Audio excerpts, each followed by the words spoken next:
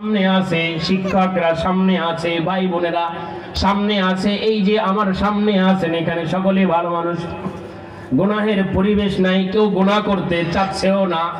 কিন্তু যদি আপনি এক রুমে আবদ্ধ থাকেন, খাই গ্লাস জানালা সব বন্ধ, কাছে স্ত্রী নাই, মাও নাই, বাবাও নাই, ছেলে মেয়েও নাই, আপনার আশপাশে ইলেকট্রিক মিডিয়া আছে, মোবাইল আছে, টিভি আছে, ইত্যাদি আছে, ওই সময় আল্লাহ তাআলাকে ভয় করা এটা খুব কঠিন।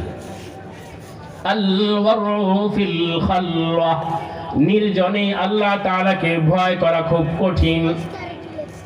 ওয়া কালিমাতু হাক্কিন ইনদা মান ইউরজা ওয়া ইউখাফ, যার কাছ থেকে আপনি কিছু পাওয়ার আশা করেছেন এবং যাকে আপনি ভয় পান, তার সম্মুখে হক কথা বলা এটা খুব কঠিন।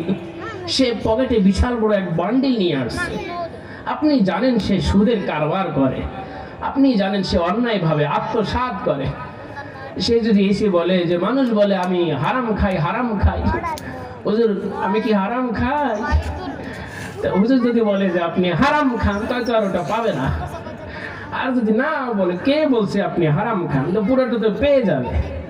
তো ওই সময় হক কথা বলাটা খুব কঠিন, চ্যালেঞ্জের।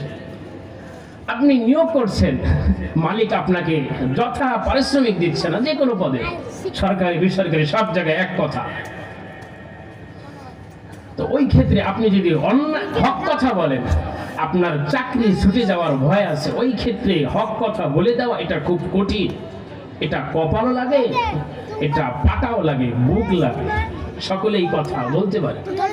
তো ইমাম শাফি রহমাতুল্লাহি আলাইহি বলেন, আল-ওয়ারউ ফিল খালওয়া, গোপনে আল্লাহ তাআলাকে ভয় করা এটা সাংঘাতিক অনেক বড় আমল, কঠিন আমল।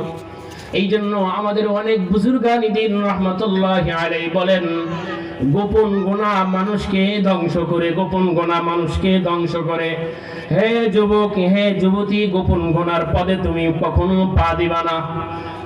রাত আল্লাহ তাআলা দিয়েছেন তোমার শরীরের সুস্থতার জন্য, তুমি তোমার জন্য, তোমার পরিবারের জন্য, তোমার সমাজের জন্য, তোমার রাষ্ট্রের জন্য, সর্ববৃহৎ মুসলিম উম্মার জন্য তুমি তোমার মাথাকে খাটাবা, তোমার রক্তকে তুমি ব্যয় করবা, তোমার শরীরের ঘামকে বিসর্জন দিবা। এই দিকে সেই দিকে না, তুমি আরামে রাত যাপন করো, দিনের বেলায় বের হও। ফাইজা ফারাগতা ফানসাব, তুমি আযান ডাকছে হাইয়া আলাস সালাহ, হাইয়া আলাল ফালাহ, সফলতার দিকে আসো, কল্যাণের দিকে আসো, তুমি যাও, কল্যাণের কারখানায় তুমি ঢুকে পড়ো, জামাতের সাথে তুমি নামাজ আদায় করো, মামুলাত শেষ করো। আল্লাহ তাআলাই তোমাকে বলছেন ফাইজা ফারাগতা ফানসাব, ওগো বান্দা তুমি আমার আহ্বানে সাড়া দিয়ে আমার ঘরে তুমি চলে আসলা, তোমার জন্য রহমত কল্যাণ তুমি বরাদ্দ করলা, এখন তুমি আমার ঘর থেকে তুমি বের হও, পুরা দুনিয়ার থেকে আমি রবের খাজানা থেকে তুমি রিজিক সংগ্রহ করো। সুবহানাল্লাহ, আল্লাহ তাআলাই বলছেন তুমি বের হও। তো মুসলিম উম্মার খলিফা ওমর ইবনে আব্দুল আজিজ রহমাতুল্লাহি আলাইহি, তিনি খলিফা হওয়ার পর এই ভাষণ দিলেন। এই জন্য গোপন আমল অনেক বড় আমল। এই জন্য গোপন আমলের জন্য যদি কেউ গোপন আমল করতে চায়, গোপন আমলের সুযোগ থাকে, সে যেন সেটাকে কাজে লাগায়। এটা অনেক বড় একটি দামি আমল। এই জন্য আল্লাহর রাসূল সাল্লাল্লাহু আলাইহি ওয়াসাল্লামের একজন সাহাবী তিনি বলেন, মান ইসতাতাআ মিনকুম আন তাকুনা লাহু খাবিয়াতুম মিন আমালিন সালিহ ফালইয়াফআল, যদি কোনো মানুষের গোপন আমল করার সুযোগ থাকে, সে যেন গোপন আমল বেশি বেশি করে নেয়, গোপন আমল বেশি বেশি করে নেয়।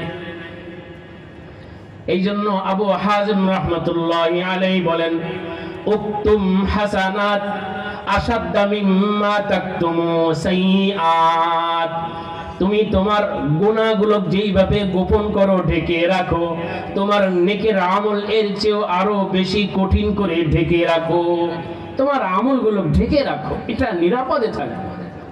এই জন্য গোপন আমল মানুষকে দামি বানায়। গোপন আমলের জন্য 1 নম্বর করণীয় হচ্ছে